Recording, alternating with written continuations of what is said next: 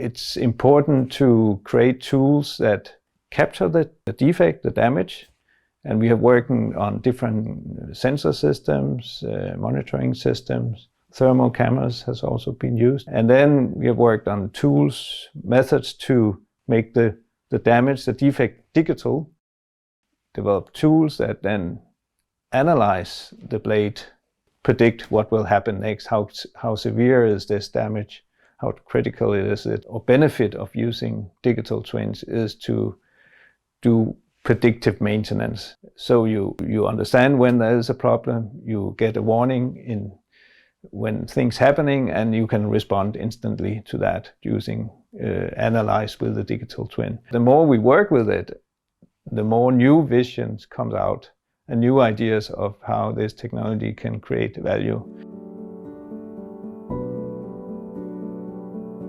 Reliablade, we're working on reliability of rotor blades, and of course it's a pretty obvious thing that you need a reliable rotor blade because they have to turn for 20 years. They are the most expensive component on a wind turbine. The energy is generated and super complex, especially when you think about the size of current rotor blades, which go way beyond 100 meters. So largest rotating structures mankind has ever built.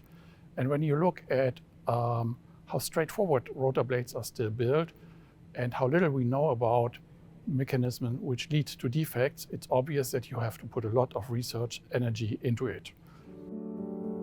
One of the unique things about Reliablade has been the sort of the real-time transmission of data from experiments here in our test facilities to partners, and I think that is a trend we're going to see more and more, where our partners across the world can follow in real time what happens in the labs, and we can sort of mobilize that whole big shared capacity of researchers in many different parts of the world.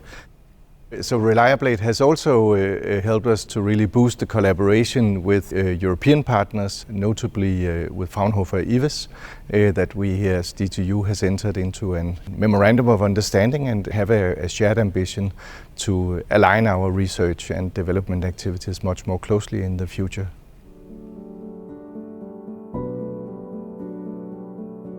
We made a demonstrator on a small blade, so it could be transported to exhibitions. Got a lot of attention. People could actually come, sit on the blade, interact with the blade, and then on the screen we would show how the digital twin of the blade was doing the same, and had the Crown Prince of Denmark coming by and sitting on the blade. So that was, of course, a highlight. We also got an innovation prize from Siemens. Been in many magazine conferences around the world talking about the project. We created a vision for a digital twin of wind turbine blades.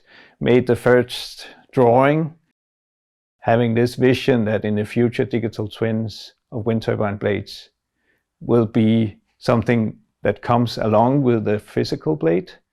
So the digital twin of the blade follow what happens to the physical blade during its lifetime.